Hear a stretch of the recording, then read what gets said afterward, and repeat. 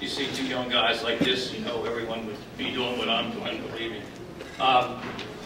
Just to recognize 3 wounded warriors who are left. Everybody else left me. Charles and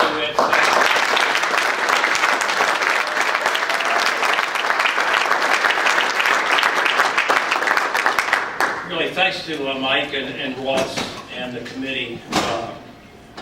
This is a great honor, honestly, and I think it's especially meaningful to me because I know a lot of it had to do with the last 7 years of my life working with the men and women, wounded women at Walter Reed.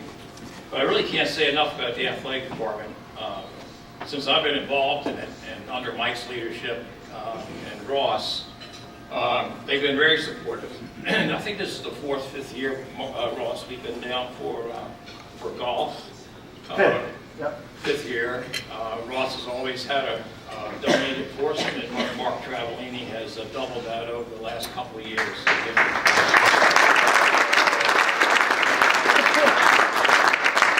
Last couple of years, Mike Allen has asked me to bring some wounded warriors out to each of the home football games and the honorary captains. That's a big thrill, and so each of the last 2 years, I think we have a couple of wounded warriors. Last year in particular, I thought it was sort of neat. It was a night game. It was a little chilly, and I had one kid in a wheelchair, and the other kid, he was injured, but he was not in a wheelchair. And it just so happened that both of them were high school quarterbacks, probably 23 years old or so. And it was about 15 minutes before the game started, and the teams had been on the field. They were inside, so there wasn't much around the bench except for a couple of footballs. And so the kid in the wheelchair sort of said, "Let me throw me one of those." He was rubbing it up, and the other guy was, all of a sudden they started playing a little catch.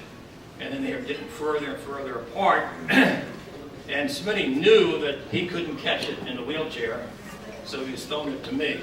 And that just started to grow a little bit. But then I heard Landon, who was in the chair, he had lost his left leg. So he asked me to brace him. And he started throwing it back and forth, standing up. And the only guy I got hurt at it was me. That one little moment of pleasure, happiness, or whatever you call it, that meant a lot to them. Right out of the hospital and have a night out and be able to throw the tight spirals again.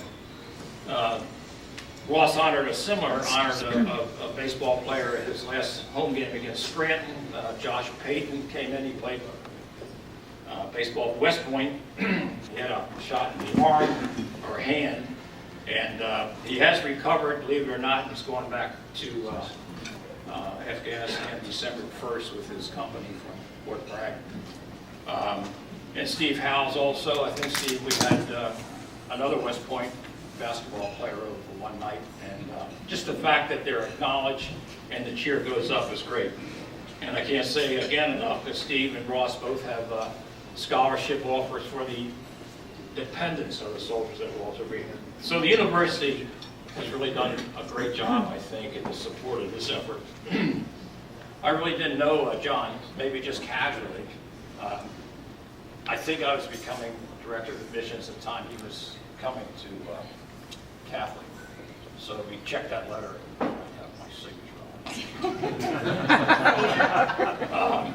But he went to St. John's High School, which is mine. So, but I did get to know John.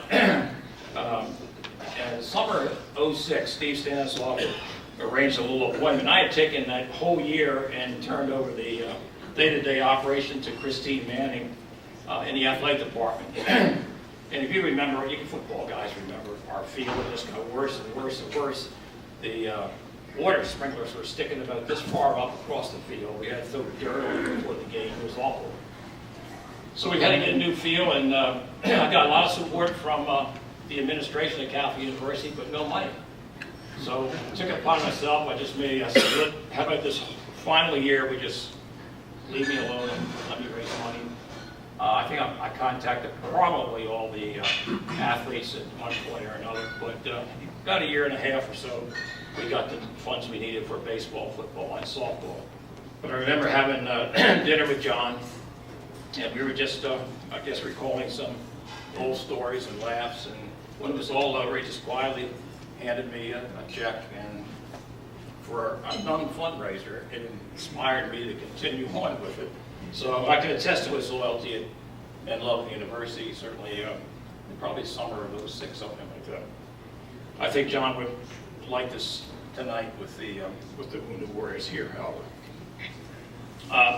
Anyway, the Catholic University offered me just what I wanted to do. I'm forever grateful to them. I wanted to coach and wanted to do some managing, and that was, they certainly took a chance and did it.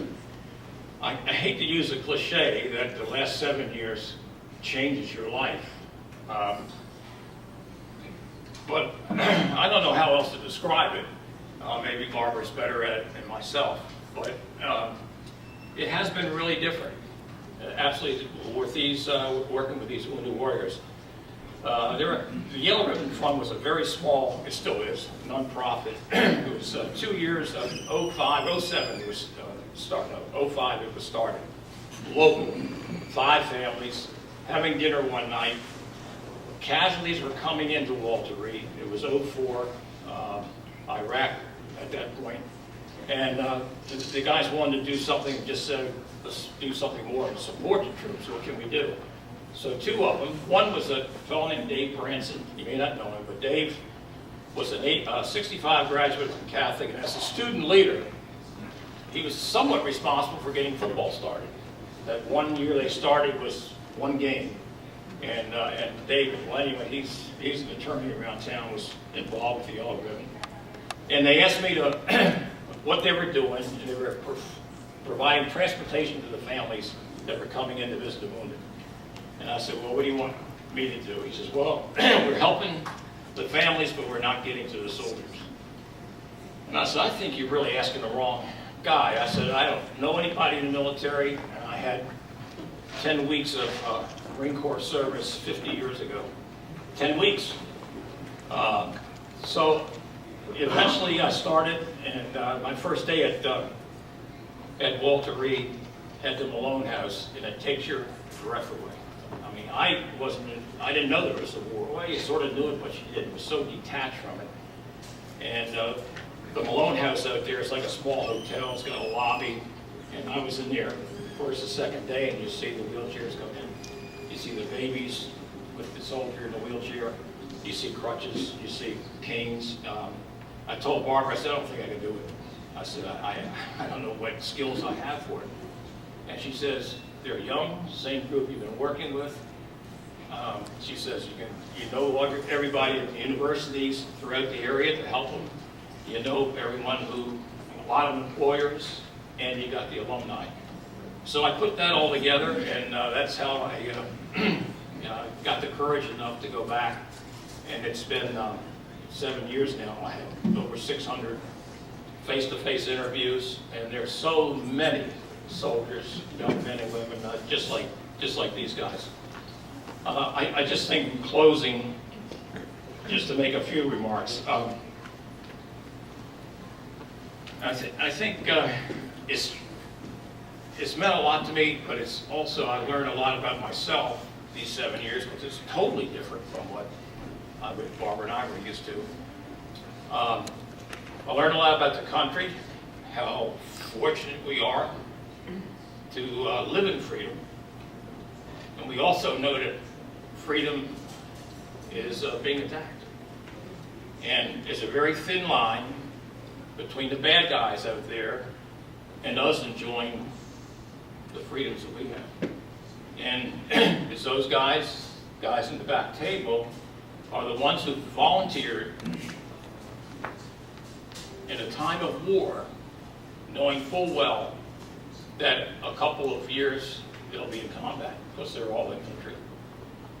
And I hope that's something that we all to keep in mind, and that motivates me. I keep on thinking that when I talk to them, I ask them about the injury and the date of the injury, and they lie the date, I guess you call it, Mark. And then I come home trying to figure out, look at my schedule, and think what I was doing that day. And and could have been at the beach. I don't know, beautiful dinner, golf tournaments, and life goes on for us, but there's still fighting going on somewhere, in some godforsaken country, another side of the world. There are great young men and women doing it. So my only feeling is that I can't forget them, and that's the worst injury I think is to be forgotten. And I just hope that we shake hands when we see vet, thank them for their service. That means a lot to me. Thanks again.